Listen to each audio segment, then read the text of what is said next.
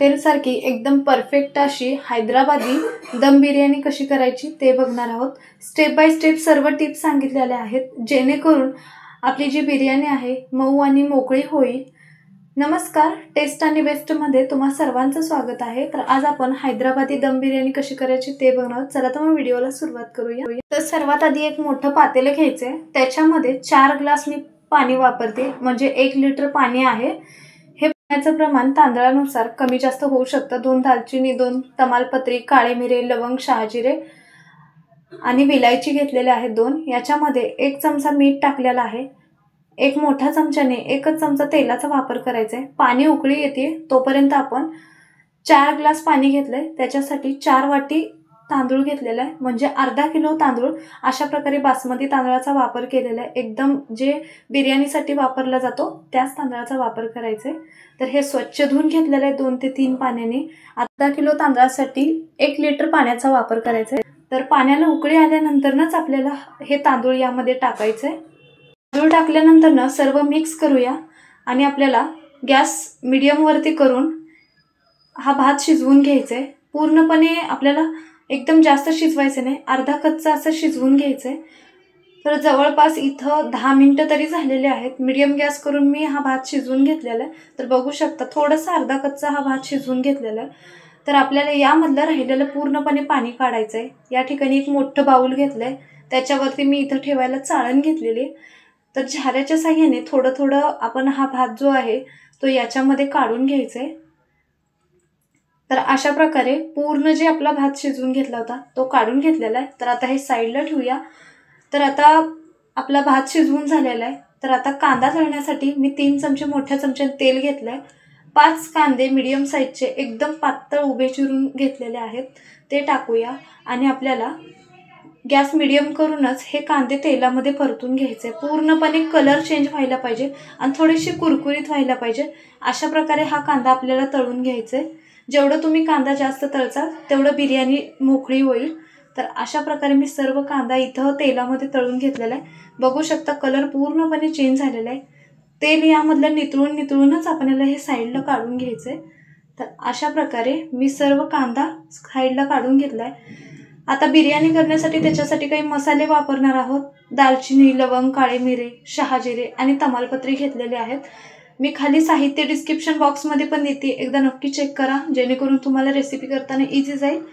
झाकण ठेवूया आणि थोडंसं जाडसर असं आपल्याला वाटून घ्यायचं आहे। तुम्हाला हवा असेल तर रेडीमेड मसाल्याचा पण वापर करू शकता। तर याच्यानंतर ना 2 इंच आलं घेतलेलं आहे, 15 ते 16 लसणाच्या पाकळ्या घेतलेल्या आहेत। तर हे टाकूया आणि हे पण आपल्याला बारीक करून घ्यायचं आहे। तर अशा प्रकारे लसूण पण बारीक करून घेतलेलं आहे। तर आपण हे लसूण आणि आलं पण साईडला काढून घेणार आहोत, कारण याच्यामध्येच आपण राहिलेले पण मसाले सर्व बारीक करून घेणार आहोत। तर यामध्येच 2 टोमॅटो घेतलेले आहेत मीडियम साईजची, याची पण प्युरी करून घ्यायची। तर अशा प्रकारे आपले मसाले पण तयार झालेले आहेत। अर्धा किलो तांदळासाठी मी इथं पाऊण किलो चिकनचा वापर केलेला आहे। याच्यामध्ये आपण वाटून घेतलेले मसाले ॲड करूया। त्याच्यानंतर ना जे आलं आणि लसूण आपण बारीक करून घेतलेलं आहे ते टाकूया। याच्यामध्येच टोमॅटोची प्युरी टाकूया। तुम्ही अर्धा किलो तांदूळ घेतला असेल तर आपल्याला पाऊण किलो चिकनचाच वापर करायचा आहे। 1 वाटी दही घेतलेलं आहे, दही अंदाजे घेतलंय, कमी जास्त करू शकता।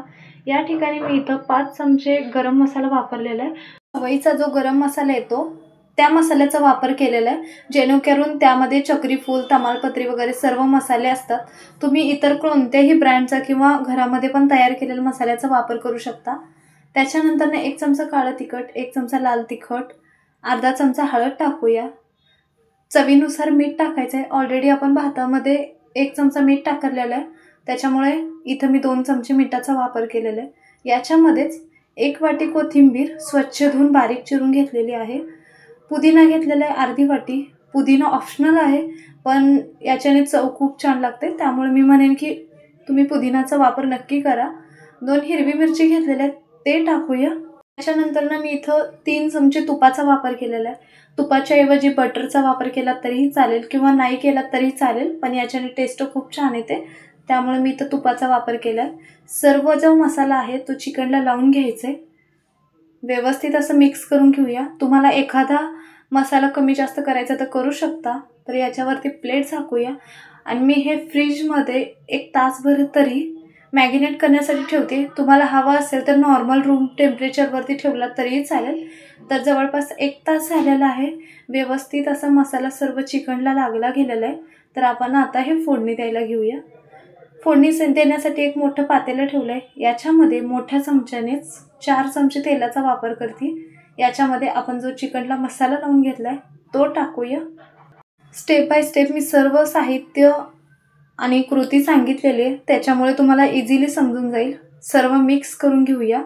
एकदम लो फ्लेमवरतीच आपल्याला गॅस ठेवायचा आहे. सर्व चिकन मिक्स झाल्यानंतर ना आपण जो कांदा तळून घेतला आहे त्यातला अर्धा कांदा टाकायचा आहे आणि अर्धा कांदा आपण साईडला ठेवणार आहोत. परत एकदा मिक्स करूया. एक 2 ते 3 मिनटं तरी आपल्याला लो फ्लेमवरती आपण हे परतून घेणार आहोत. याच्यावरती आता चिकन शिजण्यासाठी मी एक मोठं प्लेट ठेवलं आहे. याच्यामध्ये 1 ग्लास पाणी ठेवायचं आहे, जेणेकरून चिकन शिजताना अजिबात ते पातेल्याला लागणार नाही. लो फ्लेमवरतीच आपल्याला हे चिकन एक 10 ते 15 मिनटं शिजवून घ्यायचं आहे. फक्त एक 5 मिनटं झालं की आपल्याला हे चिकनला एकदा चमच्याने मिक्स करायचं आहे आणि परत प्लेट ठेवायचं आहे. असं करून मी इथं जवळपास 15 ते 16 मिनटं झालेले आहेत. चिकन शिजलेलं आहे. एकदा तुम्हाला दाखवते कशाप्रकारे शिजवून घ्यायचं आहे. पूर्णपणे पण आपल्याला जास्त शिजवायचं नाही, थोडंसं अर्धं कच्चं शिजवून घ्यायचं आहे.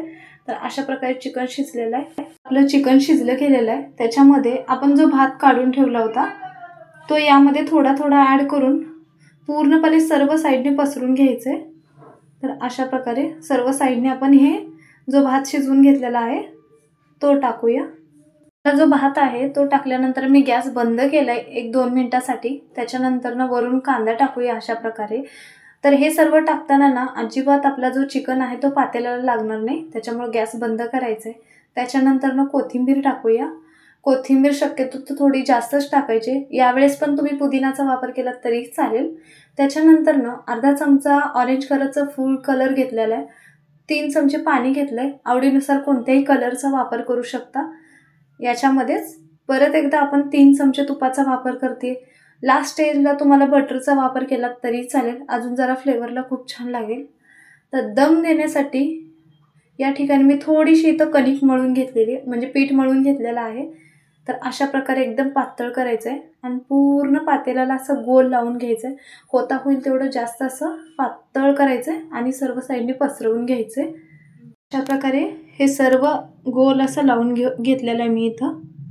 सर्व लावून झालेलं आहे. तोपर्यंत मी गॅस बंद ठेवला होता. आता बारीकवरती ठेवायचं आहे, पूर्ण लो फ्लेमवरती ठेवायचं आहे. पॅक होईल असं प्लेट झाकायचं आहे आणि वरून असं दाबायचं आहे जोरात, म्हणजे व्यवस्थित असं पूर्ण पॅकमध्ये आपली जी दम बिर्याणी आहे ती तयार होईल. तर इथं मी जवळपास 15 मिनटं तरी एकदम लो फ्लेमवरती ही बिर्याणी दम लावून घेतलेला आहे. तर साईडची जी आपली पीठ लावून घेतलेलं आहे ते काढून घेऊया. गॅस बंद केलेला आहे. पीठ लावलेलं काढून घेऊया. अशा प्रकारे आपली हैदराबादी स्टाईल एकदम साध्या सोप्या पद्धतीने मी इथं तुमच्यासोबत व्हिडिओ शेअर केलेला आहे.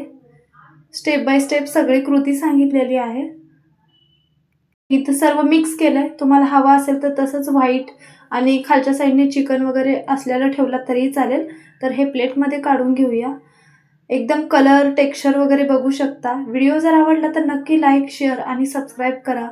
कमेंट्स बॉक्समध्ये पण नक्की सांगा आजची ही आपली चिकन दम बिर्याणी कशी वाटली ती.